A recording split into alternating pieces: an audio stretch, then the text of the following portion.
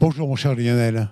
Bonjour Dominique et merci de me recevoir et merci pour dynamiser ces chemins d'innovation et je suis vraiment ravi de pouvoir échanger, partager et réfléchir ensemble. Écoute, tu sais, l'univers des industries graphiques nous intéresse au premier chef, hein, donc notre écosystème est né de ça d'ailleurs, il faut jamais l'oublier, hein, même si aujourd'hui c'est beaucoup élargi à tous les métiers. Je crois que cela m'inspire de cet échange avec toi. Donc effectivement, comment effectivement mettre l'imprimé au cœur de certain nombre de décisions. J'ai besoin également qu'on puisse mieux comprendre quelle est ton entreprise et quelles sont les ambitions que tu portes. Et puis aussi parler un peu de ton quotidien, parce que tu es très dynamique, donc à la fois sur le plan entrepreneurial, présent dans beaucoup d'écosystèmes. Tu fréquentes, donc bon, tu es un acteur qu'on regarde et qu'on observe Mais face à ça, allez, parle-nous un petit peu de Chomel. De quoi parle-t-on, hein, tes ambitions et ton quotidien? Eh ben, merci Dominique. Donc, le groupe Chomeil est un expert national en impression, gestion documentaire, support marketing et communication. Donc sa vocation, c'est de contribuer à la performance fonctionnelle, organisationnelle, économique et RSE. Et donc, nous proposons des solutions sur mesure de gestion déléguée d'imprimés, de centres de reprographie intégrés, de numérisation, de support marketing, communication, et puis des prestations type donc imprimerie, PLV, signalétique, etc., etc. Et donc, le groupe Chomeil est une entreprise 100% française, à fort ADN innovation, RSE et service client.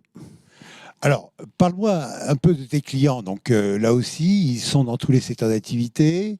Parce que lorsqu'on est en reprographie ou lorsqu'on fait de la PLV, on n'avait pas les mêmes clients. Là aussi, il y a un vaste panorama de clients qui aujourd'hui recourent donc à tes besoins. Ah, je suis pas, c'est ça. Je suis pas la présentation. C'est ça, Lionel. Non, c'est bon, mais je m'adapte, hein, pas de problème. Non, effectivement, notre métier, c'est transformer. Mon rôle, c'est d'adapter l'entreprise aux besoins et aux nouveaux besoins des donneurs d'ordre. Et donc, il faut aussi que je puisse adapter, transformer le groupe Chomeil, à la fois dans sa stratégie, dans son organisation, dans ses systèmes d'information, dans le management, et puis de faire progresser aussi nos collaborateurs sur toutes les technologies et la partie aussi, bien sûr, RSE. Alors, les grands piliers de tes activités aujourd'hui, ils se décomposent sur quel segment plus particulièrement? Alors, en fait, nous proposons des solutions globales pour les grands comptes, donc dans la gestion déléguée de ce qui tourne autour du document et de l'imprimé et de la communication. Et puis, effectivement, ça c'est au niveau de la gestion globale. Donc, les donneurs d'ordre délèguent de plus en plus donc, ce domaine de métier. Et puis après, on a 6 usines de fabrication donc, qui réalisent donc, tous les supports physiques. Alors, ce qui est très intéressant, alors peut-être ça sort un peu du cadre que tu peut-être souhaitais évoquer, mais moi, je suis très attaché aux régions, hein, et on se rend compte, et on a parlé d'ailleurs lors des différentes tables rondes que nous avons pu conduire, peut-être que la crise Covid a fait prendre conscience également du poids de la proximité, du poids de la région. Comment tu es positionné? Sur quel site donc, tu es présent? Et est-ce que tes clients sont régionaux, là pour le coup, ou nationaux? Parce que dans certains cas de figure, je sais que sur Paris, notamment, ce sont des grands comptes nationaux qui sont tes clients. Oui, effectivement. Alors, l'idée, c'est d'être proche du client parce que les délais sont de plus en plus courts, parce qu'il y a besoin d'échanger, de partager, de sécuriser les livraisons quand il y a des grèves ou autres. Et donc, c'est pour ça qu'on s'est implanté dans des gros pôles économiques. Donc, on a un gros site de production à La Défense, à Ivry-sur-Seine, à Lyon et à Clermont-Ferrand. Et nous sommes aussi implantés sur 3 grands donneurs d'ordre dans ces locaux où nous produisons ces documents au niveau de la conception et de l'impression. Alors, qu'est-ce que tu as pu constater, crise Covid aidant, donc voilà, mars 2020, donc situation à l'arrêt. Comment as-tu, toi, pu donc faire rebondir ton entreprise? Comment as-tu peut-être subi lourdement également cette situation? Comment l'as-tu apprécié et quels sont les enseignements que tu en tires 2 ans après, près de 2 ans, hein, donc aujourd'hui, donc dans l'exploitation qui est la tienne? Quel enseignement tu tires? Alors déjà, l'activité est redevenue comme avant chez nous. Nos ateliers sont pleins, entre guillemets, on a beaucoup de travail. C'est vrai que au démarrage où l'ensemble de l'activité s'est arrêté, économique, Oui. eh bien nous avons essayé d'innover en fabriquant des visières, des panneaux plexiglas, de la signalétique de santé. Mhm. Il a fallu aussi, on en a profité pour réfléchir, on en a profité aussi pour former nos collaborateurs à la visio, mais aussi à communiquer entre nous, à utiliser les réseaux sociaux, etc., etc. Donc en fait, il a fallu, enfin, l'idée c'est que ça devienne une force de profiter et de rebondir, et c'est une opportunité de progrès et d'avancer pour les entreprises. D'accord. Et aujourd'hui, on parle beaucoup dans l'imprimé actuellement, donc des tensions sur le papier. Est-ce que cette situation, tu y es directement concerné? Comment tu le gères? Comment tu l'apprécies? Alors, on sait très bien que la relation avec les grands donneurs d'ordre est toujours essayer d'avoir le meilleur prix. Naturellement, comment tu gères ce mix de situations qui est bon, qui peut être un peu dommageable pour certains industriels? Donc il y a des paramètres sur lesquels on peut jouer, d'autres sur lesquels on ne peut pas. Là, en l'occurrence, la raréfication des matières premières ou la hausse du prix du papier, c'est mondial, on n'y peut rien, donc il faut s'adapter. Donc jusqu'à maintenant, nous avons opté pour ne pas répercuter ces hausses sur nos clients, donc notamment en faisant des gains de productivité dans nos ateliers, dans notre organisation. Mais on ne sait pas si on va pouvoir continuer comme ça. En tout état de cause, l'idée c'est d'expliquer. Je pense que tous les donneurs d'ordre sont sensibles à ces évolutions enfin, cette inflation. Et donc on va essayer peut-être d'impacter notre politique tarifaire de manière minimum sur ces points-là. Alors, tu parles beaucoup du consommer moins, consommer mieux. Qu'est-ce que tu veux dire donc lorsque tu portes ces sujets, ces valeurs? Bah, il y a quelques années, le paradigme, c'est de dire plus vous imprimez, moins c'est cher. Mhm. Ce qui est une énorme bêtise. Mhm. Effectivement, le prix unitaire de l'imprimé est peut-être plus bas, mais l'enveloppe au final est plus élevée. Mhm.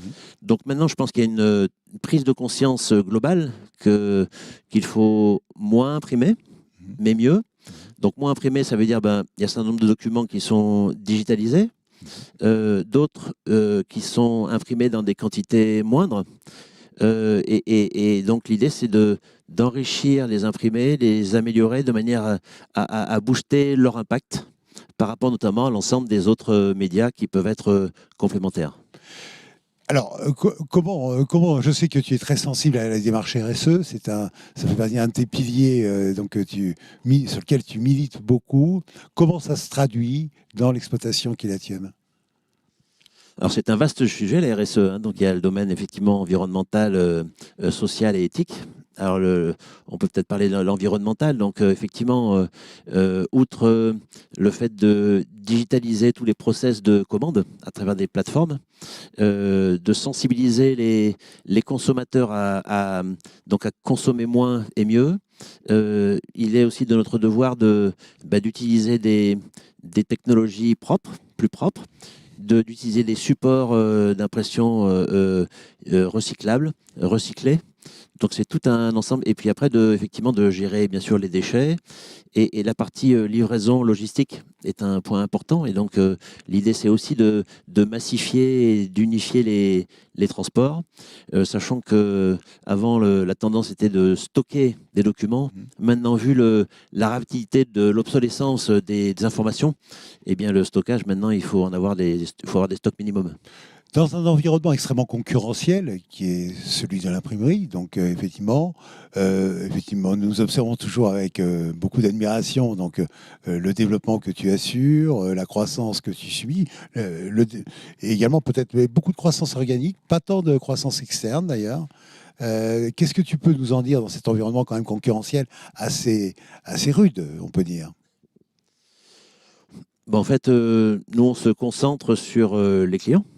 Donc, quels sont leurs besoins, quelles sont leurs attentes, quelles sont leurs problématiques, quels sont leurs futurs besoins, qu'est-ce qu'on peut leur apporter, quelles sont les solutions qui leur permettent gagner du temps, de simplifier leur organisation, de faire des économies, etc., etc.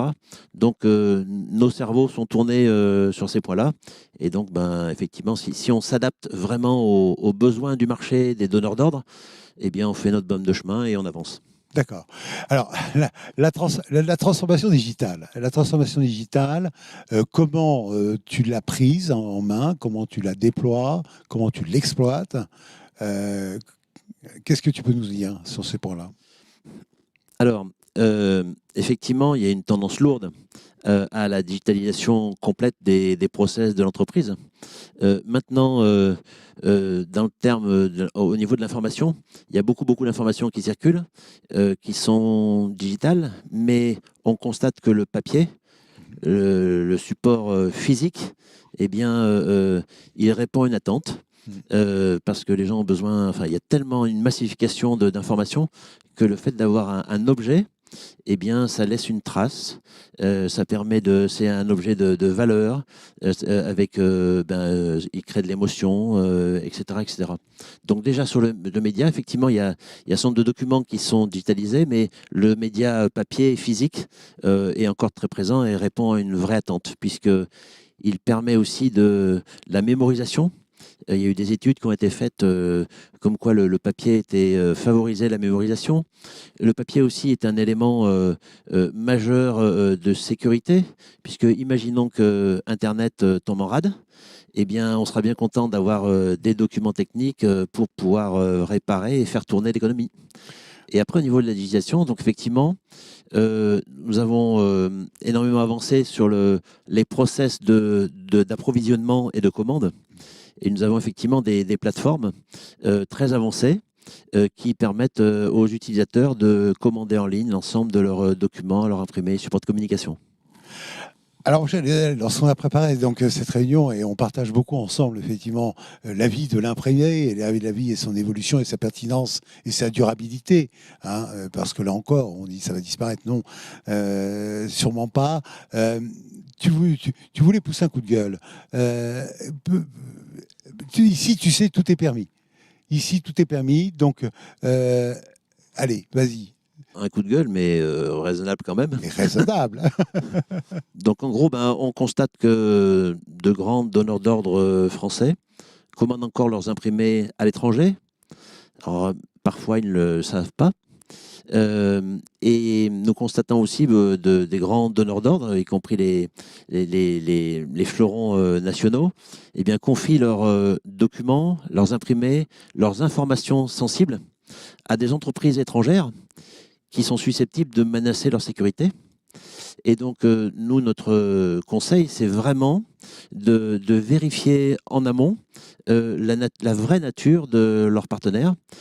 Et à ISO Performance, eh bien de choisir et de préférer les entreprises françaises et le fabriquer en France. Merci. Eh bien, écoute, d'abord, bravo pour tout ce que tu fais, bravo pour la dynamique que tu apportes à cette profession. Et tu en es encore la preuve là à nos côtés ce soir. Je pense qu'effectivement, nous sommes convaincus des valeurs que tu portes hein, et des ambitions que tu portes. Eh bien, je te dis à très vite et bonne voie. Donc, à moins que tu aies un mot de conclusion. Non, mais je voulais vraiment te remercier pour ton dynamisme. J'essaie de te copier. Et la question, c'est qui, Vicky? Merci encore. C'était un Dominique. plaisir. À très vite.